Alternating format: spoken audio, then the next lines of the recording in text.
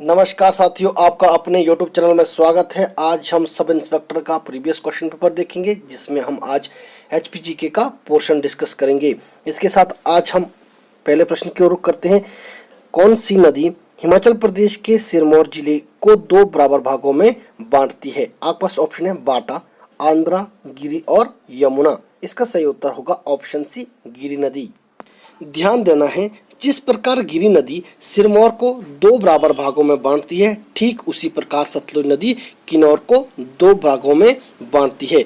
और साथ ही साथ हमें ये भी याद आना चाहिए, जो रावी नदी है ये भी आपके चंबा जिले को दो बराबर भागों में बांटती है। और अंत में अगर हम बात करें दो बराबर भागों में बांटने वाली नदी स्वां नदी, जो स्वां नदी है ये भी ऊना को दो भागों में बांटती है। जैसे हमें पता है, इस प्रश्न के माध्यम से हम बात करें गिरी नदी की। जो गिरी नदी है ये निकलती कहाँ से? कई बार डायरेक्ट प्रश्न एग्जाम में पूछा जाता है, तो हमारा उत्तर होना चाहिए कुप्पर पहाड़ियों से। अब प्रश्न बनता है कि कुप्पर पहाड़ी से तो गिरी नदी निकलती है और ये यमुना नदी की सबसे बड़ी सहायक नदी है, तो यमुना नदी के साथ ये कहाँ मिलती है? तो ऑप्शन में कई बार रामपुर दिया होता है, तब भी सही उत्तर है रामपुर घाट। और कई बार मोकमपुर ऑप्शन दिया होता है, तो आपने मोकमपुर पर टिक करके आना है। और गिरी नदी को गिरी गंगा के नाम से भी जानते हैं। जब हम बात करते हैं गंगा की और हिमाचल प्रदेश से संबंध रखने वाली गंगा कौन कौन सी नदियां हैं, तो आपका उत्तर होना चाहिए बाण गंगा जो कांगड़ा में है, गिरी गंगा जो सिरमौर में है, एक है आपकी खीर गंगा जो कुल्लू में है, और अंत में बात करते हैं गुप्त गंगा की। जो गुप्त गंगा है ये नदी नहीं है बल्कि झरना है। और अंत में कहना चाहूंगा कि जो गिरी नदी है ये रेणुका झील के किनारे से बहने वाली नदी है। सीधा सा कई बार प्रश्न बनता है, रेणुका झील के किनारे से बहने वाली नदी कौन सी है? तो आपका उत्तर होना चाहिए गिरी नदी। अब ऑप्शन की तरफ रुख करते हैं ताकि हमारा प्रश्न अच्छे से कवर हो सके। बात करते हैं बाटा की। जो बाटा है ये भी नदी है और ये नदी आपकी यमुना नदी की सहायक नदी है। इसके साथ बात करते हैं आंध्रा नदी की। जो आंध्रा नदी है ये पब्बर नदी की सहायक नदी है। कई बार पब्बर ना देकर आपको यमुना दी जाती है, तो आपने उत्तर करना है जो आंध्रा नदी है ये आपकी यमुना की सहायक नदी है। और ध्यान देना है यहाँ पर, जब जब हमें आंध्रा याद आता है, आंध्रा नदी याद आती है, तो उस स्थिति में हमें दो तीन चीजें याद आनी चाहिए। आंध्रा नाम की एक नदी भी है और आंध्रा नाम का एक हाइड्रो प्रोजेक्ट भी है जो 16.95 मेगावाट का है। और कई बार प्रश्न बनता है कि आंध्रा नदी में बाढ़ के कारण कौन सा गांव डूब गया था और कब डूबा था? तो आपका उत्तर होना चाहिए आंध्रा गांव डूबा था। और कब डूबा था? 1997 में। अंत में बात करते हैं यमुना नदी की। जो यमुना नदी है ये आपकी खादर माजरी नामक स्थान से हिमाचल प्रदेश में एंटर करती है और ताजेबाला नामक स्थान से यह हरियाणा में प्रवेश करती है। और जो यमुना नदी है इसको हम कलिंदी नदी के नाम से जानते हैं। आशा करता हूं आपको मेरा एक्सप्लेन करने का तरीका अच्छा लग रहा है। अगर आप चाहते हैं कि मेरे साथ इस तरह की कंटिन्यू तैयारी करना, तो मेरे इस YouTube चैनल को सब्सक्राइब, वीडियो को लाइक, शेयर और कमेंट करना ना भूलें। साथ ही साथ ये कहना चाहूँगा हमारी ऑनलाइन क्लासेस भी लगती है। अगर आप हमारे साथ अपनी तैयारी को कंटिन्यू करना चाहते हैं तो दिए गए नंबर पर आप मैसेज कीजिए, आपको क्लास में एनरोल किया जाएगा। 2 डेमो क्लास के बाद आपको डिसाइड करना है कि आपको हमारे साथ तैयारी कंटिन्यू करनी है या नहीं। इसके साथ अगला प्रश्न देखते हैं। हिमाचल प्रदेश के किस क्षेत्र में वर्ष भर सबसे कम वर्षा होती है? आपका ऑप्शन है स्पीति, पांगी, सराज और डोडरा कवार। आपका सही उत्तर होगा ऑप्शन ए, स्पीति।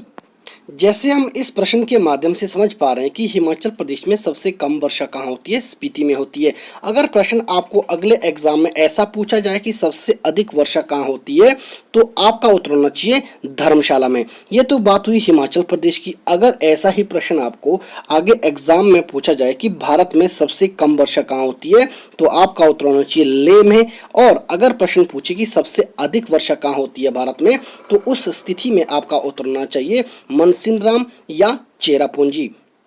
सीधा सा मतलब है, या तो आपको ऑप्शन में मनसिनराम दिया होगा या आपको चेरापूंजी दिया होगा। इनमें से किसी एक पर आपको टिक करके आना है।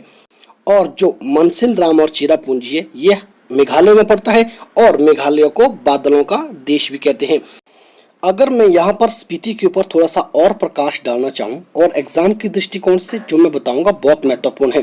कई बार प्रश्न पूछा जाता है कि मिनी तिब्बत किसे कहते हैं, तो आपका उत्तर होना चाहिए स्पीति को कहते हैं। और स्पीति का मतलब क्या होता है, मणियों की भूमि। कई बार एग्जाम में प्रश्न पूछा जाता है कि हिमाचल प्रदेश का सबसे शुष्क स्थान कौन सा है, तब भी आपका उत्तर होना चाहिए स्पीति। और जैसे मैंने पहले कहा सबसे कम वर्षा तो स्पीति में होती ही है। और कई बार प्रश्न पूछा जाता है कि हिमाचल प्रदेश में शुष्क मरुस्थल या शीत मरुस्थल किसे कहते हैं, तो आपने उत्तर देना है स्पीति को। और जब हम स्पीति की याद करते हैं तो हम ताबो, धनकर और कीमत को कैसे भूल सकते हैं। जिस प्रकार स्पीति एक क्षेत्र है, ठीक उसी प्रकार स्पीति एक नदी भी है। इसके साथ अगले प्रश्न की ओर रुख करते हैं। प्रश्न है, लामा डल झील हिमाचल प्रदेश के किस जिले में स्थित है। आपके पास ऑप्शन है कांगड़ा, किन्नौर, चंबा और लाहौल स्पीति। इसका सही उत्तर होगा ऑप्शन सी चंबा। ये प्रश्न यहाँ पर कंफ्यूज कर सकता है। जब प्रश्न में पूछा जाए कि लामा झील कहाँ है, तब भी आपने उत्तर करना है चंबा में। और अगर प्रश्न पूछा जाए कि डल झील कहाँ है, तो आपने उत्तर करना है कांगड़ा में। तो अब प्रश्न देखो क्या पूछा गया, लामा डल, सबसे आगे क्या लिखा है, लामा लिखा है, तो लामा झील कहाँ पर है, चंबा में। तो सीधा सा मतलब इसका ये हुआ लामा डल झील अब कहाँ हुआ, चंबा में। तो आपका उत्तर होना चाहिए ऑप्शन सी चंबा। यहाँ पर थोड़ा सा प्रकाश लामा झील के ऊपर डालते हैं। जैसे मैंने पहले कहा लामा झील आपकी चंबा में है और इस झील को 7 झीलों का समूह भी कहते हैं, जिसकी ऊंचाई 3962 मीटर है। और इसके साथ अगले प्रश्न की ओर रुख करते हैं। निम्नलिखित जल धाराओं में से कौन सी जल धारा स्पीति नदी की सहायक है। आपके पास ऑप्शन है तेगपो, पटसारी, स्पिन और फोजल। इसका सही उत्तर होगा ऑप्शन ए तेगपो। इस प्रकार स्पीति की कुछ और महत्वपूर्ण सहायक नदियां हैं जो एग्जाम में बार बार पूछी जाती है, जैसे कवजिया नदी। कई बार डायरेक्ट प्रश्न पूछा जाता है कि जो कवजिया नदी है कहाँ है, तो आपने उत्तर देना है स्पीति में। किसकी सहायक नदी है, स्पीति नदी की सहायक नदी है। एक है पिन नदी, जो पिन पार्वती के नाम से भी जानते हैं इसको, और पिन नदी के नाम से भी जानते हैं। और ध्यान देना है, पिन नदी की एक विशेषता है, यह नदी दक्षिण से उत्तर की ओर बहने वाली नदी है और जो आपकी स्पीति नदी की सहायक नदी है। और तीसरी नदी जैसे इस ऑप्शन में दी है तेगपो नदी। और ये तीनों नदियां एग्जाम की दृष्टिकोण से बहुत महत्वपूर्ण है और ये तीनों के तीनों नदियां स्पीति नदी की सहायक नदियां हैं। जिस प्रकार मैं नदियां बताई, ठीक उसी प्रकार कई बार मठों के बारे में पूछा जाता है कि स्पीति नदी के किनारे कौन कौन से मठ हैं, तो आपका उत्तर होना चाहिए ताबो मठ, डंखर मठ, हंसी मठ और की मठ। ये तीनों मठ, ये चारों मठ एग्जाम की दृष्टिकोण से बहुत ही महत्वपूर्ण है। और अंत में बात करना चाहूंगा, जो आपकी स्पीति नदी है ये कुंजुम दरा से निकलती है। कुंजुम दरा से निकलकर नमगिया नामक स्थान या खाब नामक स्थान पर ये सतलुज नदी के साथ मिलती है और ये कुंजुम दरा से नमगिया स्थान तक 112 किलोमीटर का सफर तय करती है। इसके साथ ऑप्शन की तरफ रुख करते हैं, बात करते हैं पटसारी नदी की। जो पटसारी नदी है ये आपकी पब्बर नदी की सहायक नदी है। अगर पब्बर ऑप्शन में नहीं दिया होगा तो टोंस आपका ऑप्शन में दिया होगा, अगर टोंस नहीं दिया होगा तो यमुना नदी की सहायक नदी लिख कर आना है। और कई बार प्रश्न पूछा जाता है कि जो पटसारी नदी है ये कहाँ से निकलती है, तो आपका उत्तर होना चाहिए खड़ा पत्थर नामक स्थान से आपकी पटसारी नदी निकलती है। और अंत में बात करते हैं फोजल नदी की। जो फोजल नदी है ये आपकी ब्यास नदी की सहायक नदी है। ध्यान देना है, फोजल नदी के ऊपर एक फोजल नाम का हाइड्रो प्रोजेक्ट भी है जिसकी कैपेसिटी 9 मेगावाट है। इसके साथ अगले प्रश्न की ओर रुख करते हैं। स्थानीय लोग हिमाचल प्रदेश की किस नदी को दुख का दरिया कहते हैं। आपके पास ऑप्शन है स्थूल, उहल, बनेर और स्वा नदी। इसका सही उत्तर होगा ऑप्शन डी स्वा नदी। जिस प्रकार दुख का दरिया स्वा नदी है, ठीक उसी प्रकार एक प्रश्न बनता है आशिकों का दरिया किस नदी को कहते हैं, तो उस स्थिति में आपका उत्तर होना चाहिए चिनाब नदी। और बात करते हैं यहाँ पर स्वा नदी की। जब हम स्वा नदी की बात करते हैं तो हमें पता होना चाहिए स्वा नदी ऊना जिले को 2 भागों में बांटती है और यह सतलुज की सहायक खड है और इस नदी को रिवर ऑफ सोरो के नाम से भी जाना जाता है। अब ऑप्शन की तरफ रुख करते हैं, बात करते हैं सियूल नदी की। जो सियूल नदी है ये आपकी रावी नदी की सहायक नदी है।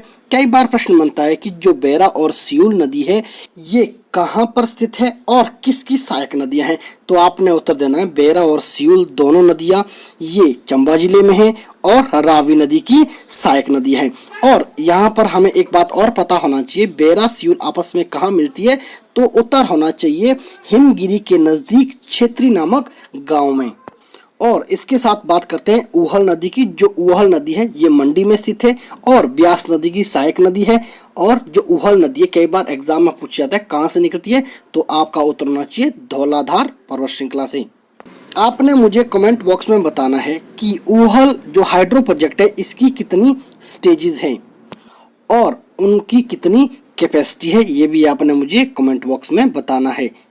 अंत में बात करते हैं बनेर की। जो बनेर है ये भी एक खड्ड है जो आपकी ब्यास नदी की सहायक खड्ड है। और कई बार प्रश्न बनता है कि जो बनेर हाइड्रो प्रोजेक्ट है वो कौन से जिले में है, तो आपने उत्तर देना है कांगड़ा जिले में और इसकी कैपेसिटी है आपकी 12 मेगावाट। इसके साथ अगले प्रश्न की ओर रुख करते हैं। अगले प्रश्न जानने से पहले मैं उम्मीद करता हूं कि आपने यहाँ तक मेरी इस वीडियो को एंजॉय किया होगा और यह वीडियो आपको पसंद आ रही होगी। अगर आपको सच में पसंद आ रही है तो मेरे इस YouTube चैनल को सब्सक्राइब, वीडियो को लाइक, शेयर और कमेंट करना ना भूलें। इसके साथ अगला प्रश्न देखते हैं। कुल्लू घाटी के मणिकर्ण को किस देवता से जोड़ा जाता है? आपका पास ऑप्शन है वरुण देवता, शिव, विष्णु और इंद्र। इसका सही उत्तर है ऑप्शन बी शिव। जब हम बात करते हैं मणिकर्ण की, सबसे पहले तो हम इसके शाब्दिक अर्थ से समझते हैं। शब्द है मणिकर्ण, अगर हम इसका संधि विच्छेद करते हैं मणि जमा कर्ण, मणि का मतलब बाली और कर्ण का मतलब होता है कान। सीधा मतलब है मणिकर्ण का मतलब होता है कान की बाली।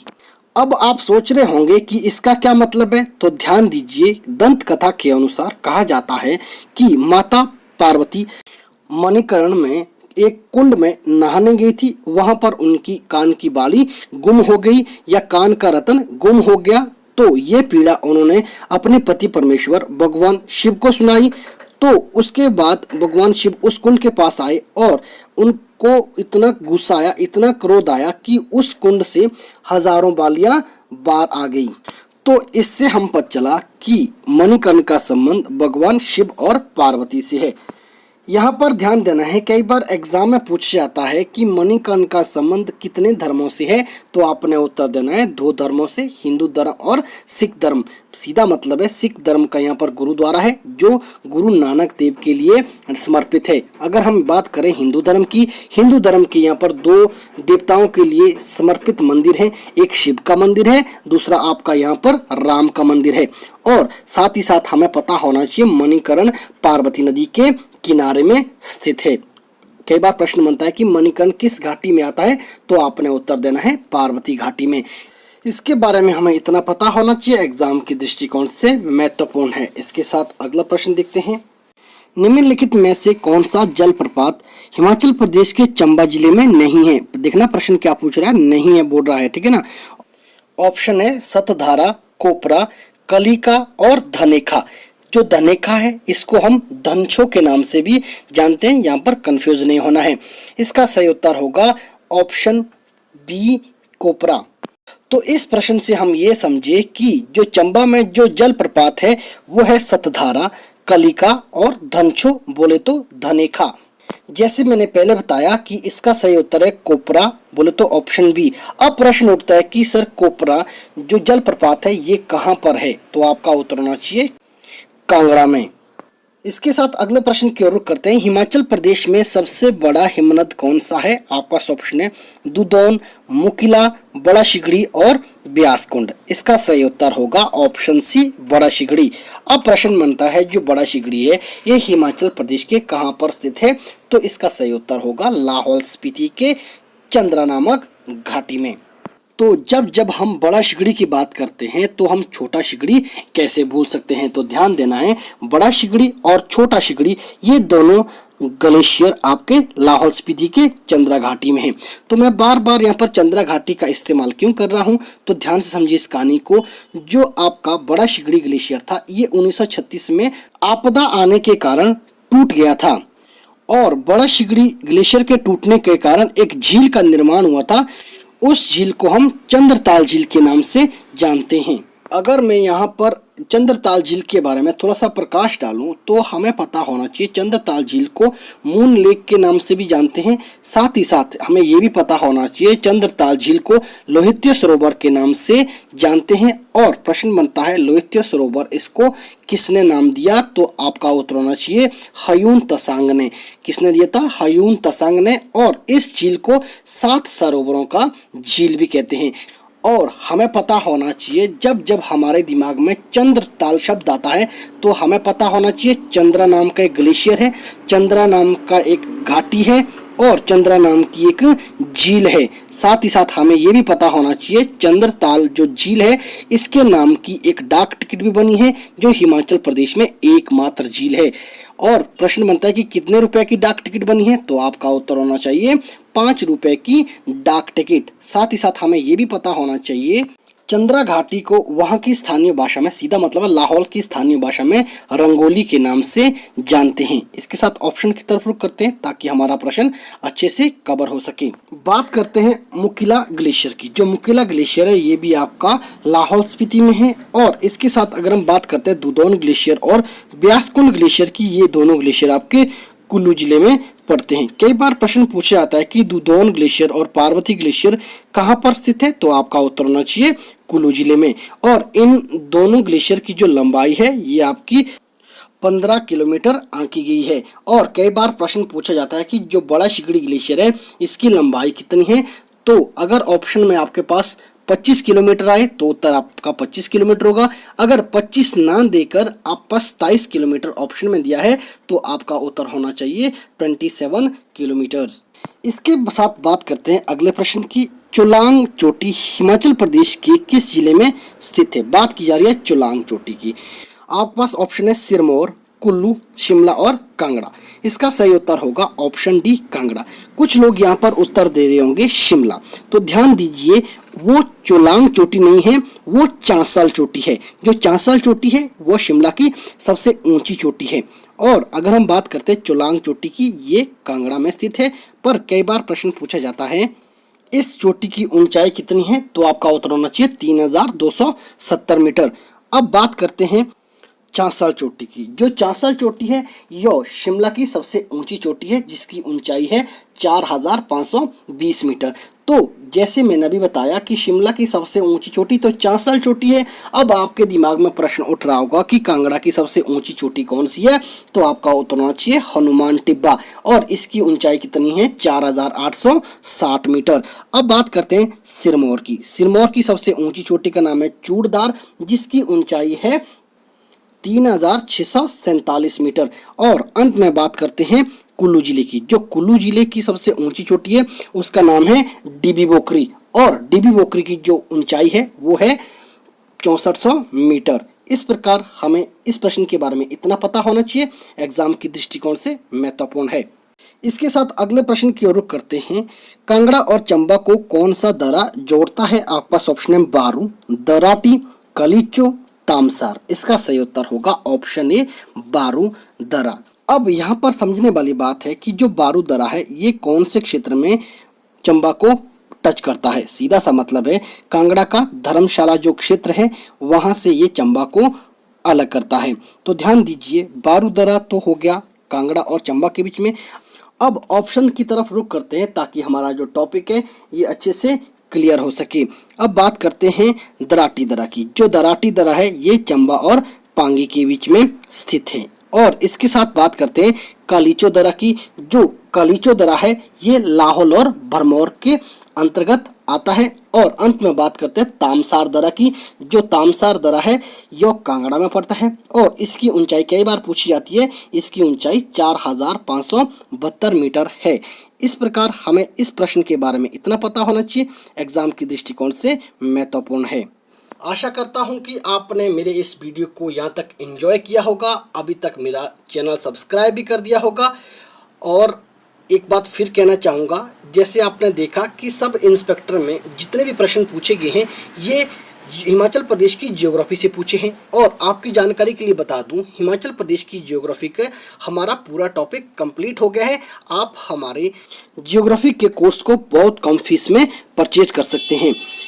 इसके साथ मेरी ओर से आप सभी को नमस्कार। जय हिंद, जय हिमाचल।